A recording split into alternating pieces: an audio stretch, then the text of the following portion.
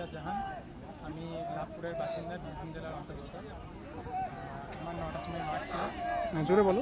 আমাদের 11টা শিফটে আর থার্ড শিফটে যারা আছে লাইনে দাঁড়াবেন, মেজারমেন্ট হয়েছে, এদিক ওদিক না ঘুরিয়ে লাইনে দাঁড়াবেন। 11টা শিফটে যেসব ক্যান্ডিডেটরা আছেন তারা লাইনে দাঁড়াবেন, মাঠের মধ্যে লাইনে দাঁড়াবেন। 11টা শিফটে যেসব ক্যান্ডিডেটরা আছেন তারা লাইনের মধ্যে দাঁড়াবেন। হাতে অ্যাডমিট ও আধার কার্ডটা সঙ্গে নিয়ে বাথরুম সেরে নেবেন, বাচ্চাদের কাছ থেকে বাথরুম সেরে নেবেন। তারা সুযোগ এই বুকটাকে ফোলাতে পারে। আর হাইটের জন্য যথেষ্ট সহযোগিতা এখানে করা হচ্ছে। আর বলছি যে বিষয়টা, সেটা যে তোমার মেজারমেন্টে,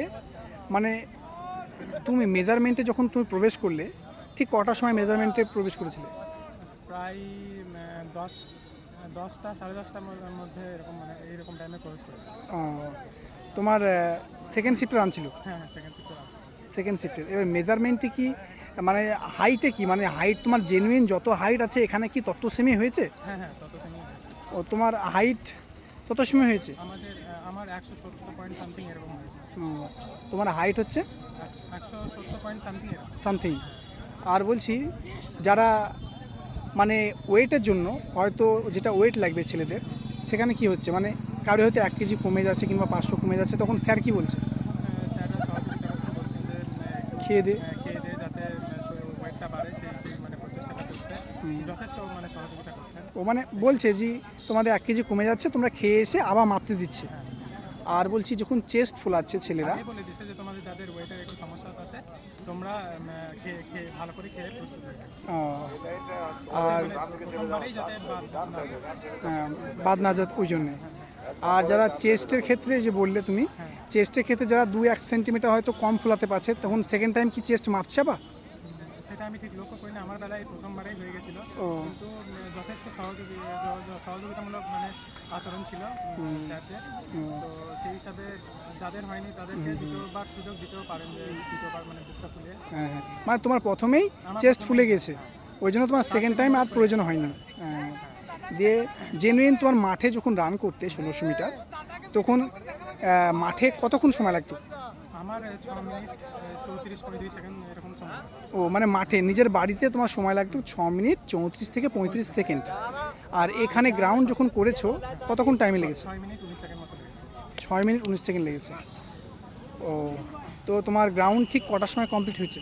আমার 11:30 এরকম, 11:30টার মধ্যে কমপ্লিট হয়েছে। 11:30টার সময় কমপ্লিট হয়েছে গ্রাউন্ড। আর পাশে যিনি আছেন ওটা কে হচ্ছে? মা হচ্ছেন আমার সম্পর্ক। ও তোমার মা হচ্ছে। তো আপনার প্রচেষ্টাতেই আমি এত দূর আসতে পেরেছি। মা একমাত্র আমার পেছনে। তোমার এই সাফল্যের পেছনে কার সবচেয়ে বড় হাত? মায়ের। মা বাবা দুজনে কিন্তু মায়ের হাত। মা তোমাকে হয়তো বেশি ভালোবাসে, হয়তো এমন হয় কি ছেলেরাকে মারা একটু বেশি ভালোবাসে, আর মেয়েদের প্রতি একটু বেশি ভালোবাসা থাকে বাবার। তো তোমার মাকে যখন আমি গ্রাউন্ডে দেখলাম, তুমি যখন রান পাস করলে তোমার মা কেঁদে ফেলেছিল, তোমার মায়ের কাঁদা দেখে আমার নিজেরই একটা মনে হলো যে এই মহিলা কাঁদছে কেন। তখন তোমার মাকে আমি জিজ্ঞাসা করলাম, তখন জিজ্ঞাসা করে আমার নিজের একটু আফসোস বোধ হলো যে না, এই মহিলার একটা ইন্টারভিউ নেব। তো সেই উদ্দেশ্যে তোমার মাকে আমি ডেকেছি। তো আপনার নাম কি? আমার নাম জান্নাতুল হোসনা। মোসাম্মদ জান্নাতুল হোসনা। তো আপনার বাড়ি? আমার বাড়ি লাভপুর থানার পুশুলিয়া অন্তর্গত। ছোট্ট গ্রাম। আমার গ্রামে আমার গ্রামে কোনো ছেলেপেলে প্রতিষ্ঠিত হয়নি, সেই জন্য আমার খুব চেষ্টা, আমার ছেলে দেখে যেন সব ছেলেরা হয়, আমার গ্রামের সব ছেলে মেয়ে আমাকে যারা ভালোবাসে, আমাকে যারা বাসে না, তাদের সব ছেলেরাই যেন প্রতিষ্ঠিত হয়, এটা আমার খুব শখ। আর সবাই যেন শিক্ষিত হয়। আপনি সত্যি অনেক। আর আমার ছেলেকে যে পড়াশোনা করেছে শহীদুল সাহেব বলে, তাকে অসংখ্য ধন্যবাদ। সে আমার ছেলেকে পড়াশোনা এত দূর এনেছে, উচ্চ মাধ্যমিক কিন্তু পুরোটা ওকে টেনেছে। ওর স্যার যে ছিল গাইড পথ, তার নাম কি? ওর ভাই আত্মীয়, উনি গাইড করেছিলেন। আমার মেন্টর এবং ফাইনান্সিয়াল গাইড। আর্থিক দিক দিয়ে উনি খুব সাপোর্ট করেছেন, ওনাকে অনেক ধন্যবাদ। আমার বন্ধু। ও আপনারই বন্ধু। ছেলে হয়েছে কিন্তু আমার একই বয়স। ওনার নাম কি? শহীদুল ইসলাম ওনার নাম। উনি মানে পড়াশোনা এক্সামের ক্ষেত্রে তিনি গাইড করেছিলেন? উনি পড়াশোনার দিক দিয়ে উনি আর্থিক সহায়তা করেছেন প্রচুরভাবে, আচ্ছা আচ্ছা প্রচুরভাবে। ওনাকে আমার অনেক ধন্যবাদ। আচ্ছা ওর ভাইরা, ওর দিদি, আমার আত্মীয় স্বজন সবাই। আর আমার পুশুলিয়া যেন উন্নতি হয়।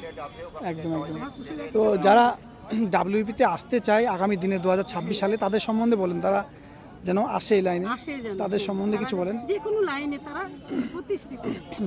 চাকরি পাক না পাক পড়াশোনা করুন। আমার গ্রামটা পড়াশোনা করুন। একদম আমার পুশুলিয়া যেন, আমার ছেলে যেমন নাম আছে সেরকম প্রত্যেকটি ছেলে পুশুলিয়া। যাই হোক, খুব সুন্দর লাগলো। আপনি আপনার ছেলেকে সঠিকভাবে গাইড দেখিয়েছেন এবং আপনার ছেলে আজকে পিএটি এবং পিএমটিতে কোয়ালিফাই করেছে। তো আমার তরফ থেকে এবং আমার টার্গেট খাঁকি ডাব্লিউপি এই ইউটিউব চ্যানেলের পুরো টিমের পক্ষ থেকে আপনাদের দুজনকে অনেক অনেক শুভেচ্ছা ও অভিনন্দন রইল। আগামী দিন যেন আপনাদের জীবন সুন্দর হোক, এই বলে আমি আমার শেষ করলাম। ধন্যবাদ।